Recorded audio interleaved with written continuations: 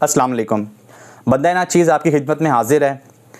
आज जिस चीज़ के ऊपर मैं डिस्कशन करना चाह रहा हूँ वो सरकारी अस्पताल में पाए जाने वाले डॉक्टर्स और अमले के बारे में, जो हमारे यहाँ लोगों में आमतौर पर शकूक व शुबहात और मिथ्स पाई जाती हैं, उसके बारे में थोड़ी सी डिस्कशन करनी है। चूँकि मेरा अपना ताल्लुक़ मेडिसिन से है और मैं लाहौर में ICUs में डिफरेंट में सर्व कर रहा हूँ इस टाइम पर भी, तो मैंने सोचा कि इस चीज़ के बारे में थोड़ी सी डिस्कशन की जाए कि जो कुछ प्लस पॉइंट्स हैं, कुछ माइनस पॉइंट्स हैं, उनके बारे में थोड़ी डिस्कशन करते हैं। पहली बात तो ये है कि लोगों के अंदर एक ये मिथ पाई जाती है कि डॉक्टर्स बहुत जालिम होते हैं और इनको जो है वो किसी भी पेशेंट की डेथ से कोई फ़र्क नहीं पड़ता। एक चीज़ मैं आपको बताऊं कि जब भी किसी पेशेंट की डेथ होती है तो इमोशनली डॉक्टर्स के ऊपर भी एक स्ट्रेस आता है और जो पैरामेडिक स्टाफ वहाँ पे होता है उसके ऊपर भी स्ट्रेस आता है। बहुत मतलब ऐसे होता है, जैसे मैं ICU में सर्व कर रहा हूँ तो वहाँ पर पेशेंट वेंटिलेटर पर होते हैं और बहुत टाइम से वेंटिलेटर पर होते हैं, और डेली उनको सर्व करना, उनके पास जाना, उनसे बातचीत करना, उनकी खैरियत पूछना, उनकी हिस्ट्री लेना, उनकी चीज़ों को नोट डाउन करना, इसी के दौरान उनके साथ जो है वो एक इमोशनल अटैचमेंट डेवलप हो जाती है। लेकिन जब कभी डेथ होती है तो उस टाइम पे ये शो करना कि डॉक्टर को भी तकलीफ़ हुई है या पैरामेडिक स्टाफ को भी तकलीफ़ हुई है, ये कोई ज़रूरी बात नहीं है। बहुत दफ़ा ऐसा होता है कि डेथ्स हो जाती हैं, उसके बाद हम लोग जब रात को खाना खा रहे होते हैं या वेरी नेक्स्ट डे हम लोग दोबारा आते हैं, या इवन बहुत मंथ्स के बाद भी हम लोग जब आपस में बैठे होते हैं कोलीग्स, तो हमारे ज़हन में वो बात पॉपअप करती है और हम उसको डिस्कस करते हैं। और हमने अपने कोलीग्स को भी देखा है कि समटाइम्स उन्होंने इतनी ज़्यादा अपनी इमोशनल अटैचमेंट डेवलप कर ली पेशेंट के साथ कि उनकी डेथ यानी ऑन द स्पॉट इस टाइम डेथ हुई है, उसी टाइम ही वो पीछे जो डॉक्टर्स का एक रूम होता है जहाँ पर आमतौर पर डॉक्टर्स या पैरामेडिक स्टाफ बैठता है, वहाँ पर जाके वो लोग रोना शुरू कर देते हैं। दूसरी बात यह है कि पाकिस्तान के ICUs में जो वेंटिलेटर्स हैं, मैं स्पेसिफिकली ICU को टारगेट कर रहा हूँ क्योंकि मेरा ज़्यादा जो है एक्सपोजर ICUs के साथ है। अब वहाँ पर जो होता है पेशेंट्स वेंटिलेटर पे होते हैं। पाकिस्तान के जो गवर्नमेंट हॉस्पिटल्स हैं वहाँ पर वेंटिलेटर्स की तादाद बहुत ही कम है। वहाँ पर जैसे ही एक पेशेंट की डेथ होती है तो पीछे लाइन में 100 पेशेंट्स और होते हैं जिनको वेंटिलेटर चाहिए होता है। इसलिए फ़ौरन जो है पेशेंट को वहाँ से फारिग किया जाता है और नेक्स्ट पेशेंट आता है और डॉक्टर्स फ़ौरन जो है अपनी तवज्जो उनकी सारी की सारी नेक्स्ट पेशेंट की लाइफ बचाने पर लग जाती है। तो उससे शो ही होता है कि जिस तरह डॉक्टर्स को फ़र्क कोई नहीं पड़ा कि एक बंदे की डेथ हो गई है और वो इस तरह जैसे भेड़ बकरियाँ ट्रीट हो रही हैं, इस तरह से कर रहे हैं। तो ऐसा बिल्कुल नहीं होता और इस तरह नहीं बिल्कुल भी सोचना चाहिए। दूसरी बात यह है कि अगर आप सरकारी हॉस्पिटल की OPDs में जाएँ, यानी जिसे आप शोबा बैरूनी मरीज़ा भी कहते हैं, कि जहाँ पर आप सिर्फ चेकअप के लिए जाते हैं अपना, वहाँ के बारे में एक बड़ा मिथ है लोगों के दरमियान कि जी डॉक्टर प्रॉपर टाइम नहीं देते हमें और डॉक्टर जो है वो 2-4 मिनट या 5 मिनट में फारिग कर देते हैं। अब इसमें ये होता है कि एक चीज़ आपको समझने की ज़रूरत ये है कि सरकारी हॉस्पिटल एक तो पाकिस्तान में वैसे ही बहुत ना होने के बराबर हैं और जहाँ कहीं हैं भी वहाँ पे वर्कलोड बहुत ज़्यादा है। यानी अगर एक कमरे में 5 डॉक्टर्स बैठे हुए हैं जिन्होंने सुबह 8 से लेकर दोपहर 2 बजे तक मरीज़ों को देखना है, तो एक बंदे ने 6 घंटे के अंदर जो उसका ड्यूटी टाइम है उसमें 5 डॉक्टर्स अगर बैठे हैं तो फी डॉक्टर कम से कम 100 पेशेंट वो देख रहा होता है। और अगर वो एक पेशेंट को 30-30 मिनट देने लग जाएँ तो उस वजह से फिर बाकी लोग जो हैं वो कभी भी चेक ना हो पाएँ।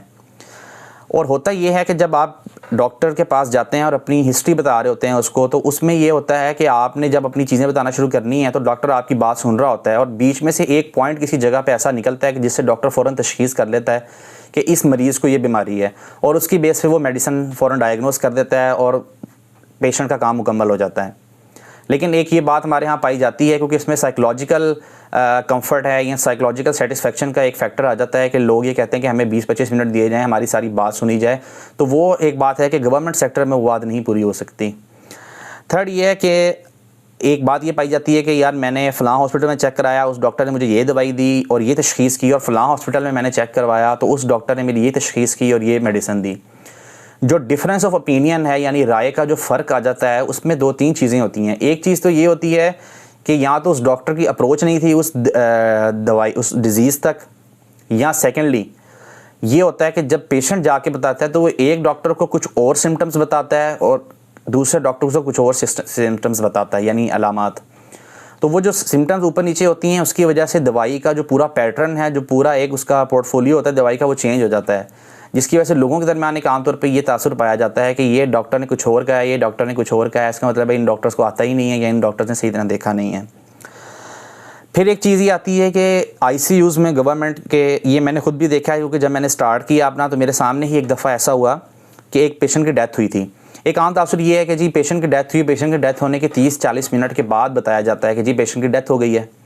उसमें प्रॉब्लम ये होता है कि ICU के लेवल पे अगर आप जाके देखेंगे, ICU में वेंटिलेटर पे पेशेंट होता है। वेंटिलेटर की मशीन लाखों करोड़ों में आती है, बहुत महंगी है और पाकिस्तान में मशीनरी का जिस तरह आपको पता है कि आना जाना जो है वो इसी तरह से ही है कि कोई डोनेट कर देता है या किसी टाइम गवर्नमेंट आई तो उसने स्पॉन्सर कर दिया और आ गया। अदरवाइज़ जो मशीनें लगी हुई हैं वही चली आ रही होती हैं और बड़ी लिमिटेड अमाउंट में होती हैं, क्वांटिटी में होती हैं। अब ICU में जब डेथ हो जाती है उसके फ़ौरन बाद क्यों नहीं बताया जाता, 30 या 35 मिनट रोक के बताया जाता है? उसकी एक वजह है। उसकी एक वजह ये है कि जब पेशेंट की डेथ हुई है तो लोग हमारे यहाँ बहुत ज़्यादा इमोशनल भी हैं और इलिटरेट या जहालत भी है। अगर उनको फ़ौरन बता दिया जाए कि आपके पेशेंट की डेथ हो गई है तो वहाँ से लोग फ़ौरन अंदर दाखिल हो जाएंगे। अब ICU के अंदर 30-35 लोग लेटे हुए होते हैं, ज़रूरी नहीं कि सारे बेहोश हों, वहाँ पे लोग कॉन्शियस भी होते हैं। अब वहाँ आके अगर लोग गलगपाड़ा शुरू कर दें, शोर शराबा मचाएँ और तोड़ फोड़ शुरू कर दें, उसके दो मसाइल होते हैं। एक तो ये कि जो बाकी मरीज़ हैं उनकी सेहत पे बहुत बुरा असर पड़ता है, और दूसरी बात ये होती है कि वहाँ जो इतनी महंगी मशीनरी, इतना महंगा इक्विपमेंट पड़ा हुआ है, मरीज़ उसको तोड़ना फोड़ना शुरू कर देते हैं, जिसकी वजह से अल्टीमेटली अस्पताल का नुकसान होता है और जो आने वाले मरीज़ होते हैं उनके लिए अद्वियात या मशीनरी रह नहीं जाती कि उनका इलाज किया जा सके। जो 30-35 मिनट का गैप रखा जाता है वो इसलिए रखा जाता है कि उतनी देर के अंदर उस पेशेंट को जो भी कोई लीड्स लगाई हुई हैं, कोई ECG लीड लगी हुई है, कोई वेंटिलेटर लगा हुआ है या कोई और चीज़ें लगी हुई हैं, इसके अलावा कोई उसको ट्यूब्स लगाई हुई हैं या जो कुछ भी चीज़ें उसकी होती हैं,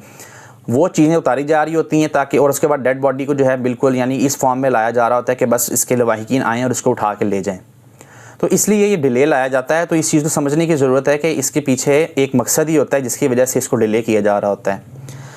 फिर एक ये चीज़ होती है कि डॉक्टर्स जब मरीज़ के पास होते हैं और लवाहिकीन होते हैं, अगर आप ICU से बाहर हैं, क्योंकि गवर्नमेंट हॉस्पिटल्स में ICU में मोस्टली पास लवाहिकीन को नहीं बैठने देते। अगर आप सर्जरी या मेडिसिन के वार्ड में जाते हैं और वहाँ जाके आप देखें कि पेशेंट है, उसका अगर हार्ट रेट, दिल की धड़कन या नब्ज़ का रेट, नब्ज़ हार्ट रेट वगैरह या सांस उखड़ रहा है, तो लवाहिकीन फ़ौरन भाग के आते हैं और डॉक्टर को बताते हैं कि जी इस तरह हमारे मरीज़ के साथ ये हो गया है। डॉक्टर जाता है और जाके फ़ौरन उसको देख के जो भी चीज़ है, अगर उसके दिल की धड़कन का मसला है या उसका कोई और सांस उखड़ रहा है, इस तरह की कोई चीज़ हो रही है, तो फ़ौरन जाके उसको कोई ना कोई मेडिसिन देता है जो इंजेक्टेबल फॉर्म में होती है। अब जब वो दवाई देता है तो हर दवाई का एक टाइम होता है जिसमें उसने असर करना होता है। अब लवाहिकीन ये शिकायत कर रहे होते हैं कि जी डॉक्टर खड़ा देख रहा था और वो कुछ भी नहीं कर रहा था और उसने बस एक दवाई लगा दी और वो खड़ा देख रहा था और हमारे जो मरीज़ की है उसकी हालत ख़राब हो रही थी, उसके सांस उखड़ रहा था, उससे बोला नहीं जा रहा था। हर दवाई का जो एक टाइम है जिसमें उसने अमल करना है, अपना असर दिखाना है, वो एक स्पेसिफिक होता है। किसी दवाई का 10 मिनट होता है, किसी का 5 मिनट होता है, किसी का 15 मिनट होता है, किसी का आधा घंटा भी होता है। तो डॉक्टर खड़ा होकर यही देख रहा होता है कि इस पर असर होना शुरू हुआ है, इसकी रीडिंग में कुछ बेहतरी आना शुरू हुई है या नहीं आई। अब ये तो नहीं हो सकता कि जो पेशेंट लेटा हुआ है उसके ऊपर जाके जो है वो जम घटा बना लिया जाए और डॉक्टर से इकट्ठे हो जाएं और सारा कुछ करना शुरू कर दें, क्योंकि जिसकी फील्ड है उसको बेहतर पता है कि उसने इंजेक्शन दिया है, उसने मेडिसिन दी है, तो इतनी देर में उसका असर होना है। और अल्टीमेटली होता है कि पेशेंट ठीक हो जाते हैं, 20-25 मिनट के बाद पेशेंट की हालत बेहतर होना शुरू हो भी जाती है। लेकिन पेशेंट्स के लवाहिकीन होते हैं, उनके दिल में यही होता है कि यार ये बंदा उठ के नहीं आया या ये बंदा उठ के दवाई लगा के चला गया है, इसने हमारे पेशेंट को जो है वो कैटर नहीं किया। बाद में ये होता है कि एक दो चीज़ें ऐसी हैं कि जिसके बारे में मैं कहता हूँ कि हाँ वो वाकई जो हमारा यहाँ का मेडिकल सेटअप है उसमें ख़राबी है डॉक्टर्स के अंदर। वो सिर्फ मैं दो चीज़ों को समझता हूँ। एक चीज़ जो हमारा बड़ा प्रॉब्लम है वो ये है कि कुछ डॉक्टर्स जो हैं जो ऑन ड्यूटी होते हैं, इमरजेंसी में भी बैठे हुए होते हैं या वार्ड्स में होते हैं, तो वो मुसलसल मोबाइल फ़ोन्स यूज़ कर रहे होते हैं। वो एक्चुअली उसमें एक ये वजह आ जाती है कि जो थीटे बच्चे होते हैं, यानी जो थीटे हाउस ऑफिसर्स होते हैं या मेडिकल ऑफिसर्स होते हैं, जिनका जहन होता है कि हमने बस काम करना है, वो हर वक्त काम कर रहे होते हैं। मतलब आपको कभी भी वो रेस्ट एरिया में बैठे नज़र नहीं आएंगे। वो हर वक्त जो है पेशेंट्स के इर्द गिर्द घूम फिर रहे होंगे, उनकी चीज़ें नोट डाउन कर रहे होंगे, मॉनिटर कर रहे होंगे, उनकी मेडिकेशन कर रहे होंगे। तो 2-3 इस तरह के नमूने लाजमी होते हैं कि जो बैठ के जो है वो मोबाइल फ़ोन लगातार यूज़ कर रहे होते हैं। ये एक प्रॉब्लम है। इसकी सर्विलेंस के लिए जो है वो कैमरास भी लगाए गए हैं कि इसको मॉनिटर किया जाए, लेकिन ये है कि एक हद तक है कि इसको मॉनिटर किया जा सकता है, इससे ज़्यादा नहीं किया जा सकता। और इसमें यही है कि डॉक्टर्स जो हैं वो अपने आप को खुद जो है वो समझाएँ और इस बात पर गौर भी करें कि दुख और दर्द में मरीज़ आते हैं तो उनके लिए आसानी का मामला करें। दूसरी ये चीज़ है कि एक ही चीज़ पाई जाती है कि पेशेंट्स की ये भी कंप्लेंट होती है कि जी बराबरी के साथ ट्रीट नहीं किया जाता, कि जी हम लोग आए तो हमारे साथ ये नहीं किया गया और जो फ़लाँ अमीर आया था उसके साथ ये किया गया। इसमें मैं आपको ये बताता हूँ कि जो मेरे उस्ताद हैं डॉक्टर वकास साहब, मेरी उनसे जो है वो इंतज़ामी अमूर के ऊपर एक दफ़ा काफ़ी बहस भी हो चुकी हुई है, वो नाराज़ भी हो गए। लेकिन मैंने उनसे ये बात सीखी भी है और मैंने उनमें ये बात देखी भी है कि उन्होंने कभी इस चीज़ का फ़र्क नहीं रखा कि अमीर पेशेंट आया है या गरीब पेशेंट आया है, बल्कि मैंने उनको ज़्यादातर नोट किया कि जो अमीर जो गरीब आते थे उनके पास, जो मज़दूर तबका आता था, वो उसको बहुत ज़्यादा प्रायोरिटी पे रखते थे और उसको बहुत ज़्यादा जो है वो समझाना बुझाना, उसकी ट्रीटमेंट भी करना, और स्पेशली हमें भी बुलाना। अक्सर जब मैं अपनी प्रैक्टिस में था और मैं स्टार्ट में था तो मुझे गुस्सा आ जाया करता था समटाइम के, सर यार इसके लिए भी बुला लेते हैं मुझे, और बाकी लड़कों ने भी कहना यार वो मज़दूर सा था, सर ने बुला लिया, स्पेशली दूसरे कमरे से उठ गए हैं ये वो। लेकिन मैंने देखा कि जो बंदा फ़र्ज़ शनास होता है और जिसने हलाल रिस्क कमाना है वो इस तरह नहीं करता। अच्छा, इसमें बात हो रही थी कि जो मैंने 2 चीज़ें नेगेटिव ऑब्ज़र्व की हैं। एक तो मैंने मोबाइल की बात डिस्कस की है, दूसरी बात ये है कि बराबरी में 2 चीज़ें आ जाती हैं कि एक तो ये होता है कि कुछ लोगों के अपने मरीज़ आ रहे होते हैं तो वो उसको प्रायोरिटी पे चेक करवा रहे होते हैं और उनके साथ साथ दूसरे काम भी घूम फिर के करवा रहे होते हैं कि जो प्रॉब्लम्स वगैरह होती हैं। दूसरा ये है कि बाज़ औक़ात जो सीनियर्स होते हैं या कोई पॉलिटिकल इन्फ्लुएंस वाले लोग हैं या कोई जर्नलिज्म से रिलेटेड लोग हैं, तो उनका जो पेशेंट आ जाता है उसको प्रायोरिटी पे देखना पड़ता है, क्योंकि हमारा जो सिस्टम है वो सिस्टम ही ऐसा बन चुका हुआ है कि हमें इन चीज़ों को देख के चलना पड़ता है, और जो भी कोई इस तरह का बासर किस्म का शख्स आता है तो हमें उसको प्रायोरिटी पर रख के करना पड़ता है। तो ये आप कह लें कि डॉक्टर्स की इसमें कोताही है या सिस्टम को आप ब्लेम दें, ये मैं आप पे छोड़ता हूँ, लेकिन बहरहाल ये एक पॉइंट है। तो अल्टीमेटली ये पूरे डिस्कशन का मकसद ये था कि लोगों के दिल में जो एक नफ़रत या एक जो चीज़ें पाई जाती हैं डॉक्टर्स के बारे में वो इस तरह से हैं। तो मेरा मकसद ये वीडियो बनाने का यही है कि मैं लोगों को इस बात की आगाही भी थोड़ी सी अपनी तरफ से दे सकूं कि लोगों को पता चल सके कि डॉक्टर्स को भी क्या हर्डल हैं, क्या मुसीबतें होती हैं, क्या प्रॉब्लम्स होते हैं, और मरीज़ भी जो हैं और लवाहिकीन भी ये चीज़ें समझें कि उनको किस तरह से डॉक्टर्स के साथ बिहेव करना है। अपना बहुत ख्याल रखिएगा। अल्लाह हाफ़िज़।